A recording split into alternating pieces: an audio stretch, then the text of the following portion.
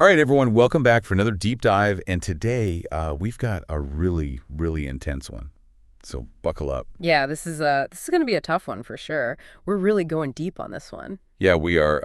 We're looking at this guy Bruce and his story, and it is intense. It involves a really brutal assault, Yeah. and then a completely shocking accusation, and then what we're going to try to do is trace that all the way back to his very first experiences with this thing that he identifies as shame, and it goes way, way back. Yeah, that's right.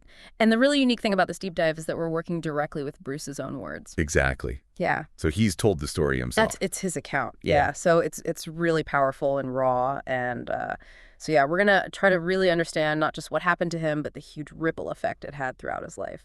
Yeah. Okay, so let's start with that night in his apartment. Uh-huh. October 1st, 2004. It's warm out. It's evening. He's expecting a friend to come over. He hears someone at the door, goes out to the hallway, and there's a white woman on the stairs talking to another tenant. Okay, so right away there's this kind of disorientation because Bruce clarifies that this wasn't the friend he was expecting who was black. Right. So there's this instant misidentification, and before he can even figure that out, she pushes past him into his apartment, What? slams the door and locks it. Oh, my God. And suddenly he's trapped in his own home with a complete stranger. Oh, my God. Yeah, it's a total violation of his space. Yeah, and then out of nowhere, she just starts attacking him. Punches him in the face over and over. His glasses go flying. He ends up on the couch. His nose is bleeding. His cheeks are bleeding. That metallic taste of blood is in his mouth.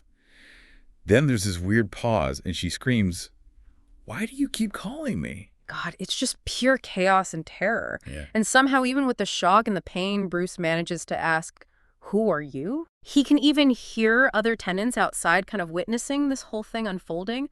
But what's really striking here is that Bruce doesn't fight back. Right. He talks about this lifelong thing about not hitting women, but there's also just the pure shock of never having been physically attacked before. Right. It makes you think, could there be something deeper there? Some ingrained sense of powerlessness in these kinds of situations, maybe. Yeah, for sure. Yeah. But so even though he's the one who was attacked, Mm-hmm. he somehow manages to drag her to the door and get her out. Yeah. And he's actually worried about hurting her while he's doing this. It's incredible. She tries to force her way back in, but he manages to lock the door and immediately calls 911. It's like he's in this state of complete disbelief even as he's describing it. Yeah. He refuses medical attention from the paramedics because he wants the police to see his injuries, to document what happened to him. Another tenant, Joachim, comes over, tells him to look in the mirror, and Bruce is blown away by how much he's bleeding. It wasn't just his nose, his cheeks were cut, his mouth was all swollen. Wow. This becomes really important later on, this physical evidence. Yeah, for sure. Yeah. So he remembers the date really clearly. October 1st, 2004, warm day. And he was covered in blood. His dark green shirt, light-colored shorts, socks, sneakers. When Joachim asks if he knows this woman, Bruce is like, absolutely not. No idea who she is. And no one else in the building seems to recognize her either. So the police get there, Bruce is obviously still hurt, and he tells them about this crazy violent attack. Right. They interview witnesses, and this is important. He makes sure they take pictures of his injuries. Yeah. And then just as they're about to leave, a phone starts ringing. It's not his. Yeah. Finds it behind a stack of books. It's hers. He hands it over thinking, okay, this is going to help identify her. This will give us some answers. Like, should be the end of it, right? It seems like it, right? Yeah. But here's where it gets really messed up. This is crazy. About an hour later, more police cars show up. A female officer is standing in his doorway just watching him. Oh. And then over the radio, Bruce hears, "A woman was sexually assaulted here." Oh, my God. The implication is just unreal. Bruce, the guy who was just attacked in his own home, suddenly realizes they're talking about him. You're kidding. He's the one being accused of sexual assault. It's this total insane reversal of victim and perpetrator. That's unbelievable. It's awful. And you can imagine how this just completely throws him. Yeah. Like he's already traumatized, and then it's like a betrayal on top of everything else. Right. Exactly. Yeah. And to make it even worse, we find out who this woman is, Ana Ensaf Amadorizo, Right. the wife of his landlord. So not only is he attacked in his own apartment by his landlord's wife, but somehow she becomes the victim. It's mind-blowing how that can even happen. Yeah. It's so messed up. And this is where we start to see the real long-term damage this did to Bruce. He spent his whole career helping people heal from trauma, and now he's the one being falsely accused of something horrific. Right. But Bruce's story goes way deeper than just this one event. He talks about this lifelong struggle with what he calls toxic shame and social anxiety, this constant self-doubt. And all goes back to his childhood. So even in college, he was working so hard to overcome his shyness and anxiety. He even had periods of selective mutism. Wow. He realized pretty quickly that engineering wasn't the right path for him. He wanted to help people work through their own struggles. Yeah. And he actually found moments of real connection and relief from this shame in his relationships with Celta and later with Lynn. Right. He talks about the power of being truly seen and loved by someone. It's so important to remember that this part of him that he calls his shadow self, the part weighed down by shame and self-doubt, was there long before this false accusation. This event didn't create it, it just made it 1,000 times worse. You have to wonder if just living day to day was hard enough with these internal struggles, how much harder did this accusation make things? Right, yeah, like carrying that with him every day. It's unimaginable. And this is really what Bruce's story is about. It's not just about one night. It's about how injustice can follow you, how a false accusation can trap you, and how you fight to rebuild your self-esteem when the truth doesn't seem to matter. Right, it's about overcoming this toxic shame when the system fails you. Yeah, exactly. So to really get what this did to Bruce, we have to go back to his early life, the things that made him vulnerable to this kind of injustice. And he takes us all the way back to what he thinks is his earliest memory. Okay. The indoor pool at the YMCA. He's 4 or 5, learning to swim. Yep.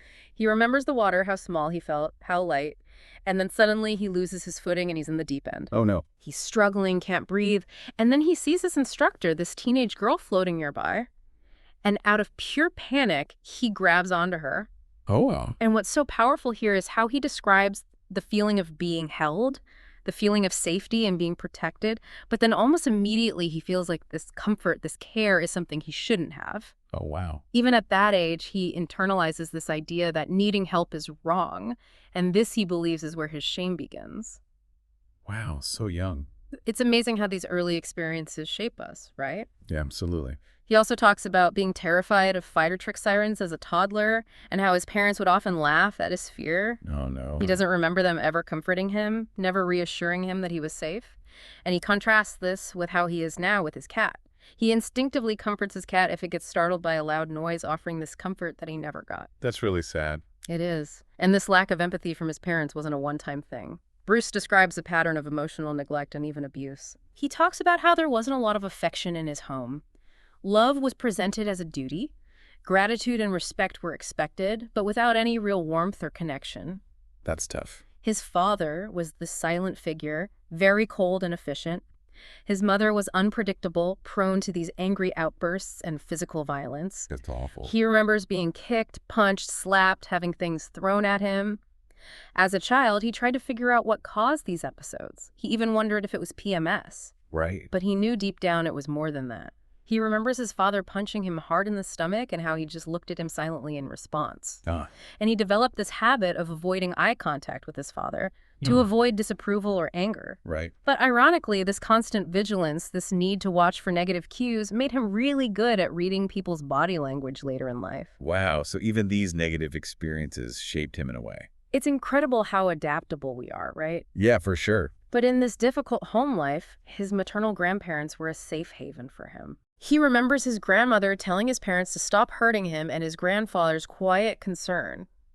Their deaths, he says, removed that thin barrier of protection, Oh, gosh. leaving him completely exposed to this toxic environment. So even with things like family trips to Disney World and in-ground pool, there's just this huge lack of warmth and connection with his parents. Exactly. He says it felt like everything they did was out of obligation, not love. Yeah, it's heartbreaking. So in this environment, in his bedroom alone, Bruce makes this vow. He promises himself he will never be like his parents. He'll never lose his temper, never be violent, never make anyone feel unsafe because of him. It's an amazing promise. It really is. And it shapes his whole life. Yeah. So as he's going through this tough childhood, there are these people who seem to instinctively want to protect him. Yeah, like Paul, who moved in when they were in 3rd grade and became this close friend and protector. Right. And then there's this girl, Donna, who kissed him in elementary school, but Bruce felt like he couldn't show he liked her back. Oh, that's interesting. It's like there's this pressure there, this confusion around how he's supposed to act around girls. Yeah. For sure. And then in junior high, another kid, Thomas, offered to protect him from bullies. Okay. And even though Bruce says he wasn't bullied a lot, he remembers these little incidents that Paul would just handle. Like he could sense it. Yeah, like he knew when Bruce needed help. He even intervened when a dog was chasing them, and Bruce was terrified. Wow, Paul sounds like a good guy. Yeah, a real protector. So then in junior high, things change in his family when his mother suddenly reconciles with her sister and he meets all these cousins, Linda, Sharon, Karen, and their kids, Barbara and Dan, who were about his age. Right. And Bruce really connected with Barbara. They liked to talk. They had similar interests. Okay. And Dan was more into things like tackle football. So Bruce wasn't really into the roughhousing and competition? Not at all. Yeah. He talks about how he's always been uncomfortable with competition. He even felt weird when his team would win games as a kid. Huh, interesting. Like he didn't feel the way he was supposed to. It's almost like he didn't want to dominate other people. Exactly. He wanted connection. Yeah, and this really highlights this core part of who Bruce is. This desire for connection and understanding, which isn't always easy in a world that values competition and dominance. Right, for sure. Especially for boys. Yeah. So Bruce really enjoyed spending time with Barbara, talking, hugging, just being close. Right. And this actually made his mother jealous. Oh, no. And she says this really awful thing to him. Do you think they're going to let you live with them? Oh, God. And that just plants this seed of shame in him. Like he's a burden. Yeah, like he's asking for too much. And it ties back into that early shame of needing comfort. Right, like he's not supposed to want closeness. Exactly. So now he's doubting all these warm moments with his cousins, second-guessing these innocent connections. And yet he still finds joy in spending time with his younger cousins, Tracy, Jamie, and Wayne. He naturally takes on this caregiver role with them. Yeah. And he later reflects on this, saying he thinks he would have been a great parent if things had been different. Oh, that's sad. It's a real loss. So looking back on these early years, we see these signs of what Bruce calls his softer, more feminine side. This longing for connection and this powerful vow to never be like his parents, to never inflict that pain on anyone else. And it makes you wonder how much these early experiences shaped his responses to the trauma and injustice he faced later on. Yeah, for sure. In fact, his own experiences led him to want to prevent harm to others, which is what eventually led him to become a social worker and therapist. Okay, so we're going to stop here for now, but before we go, let's recap what we've learned.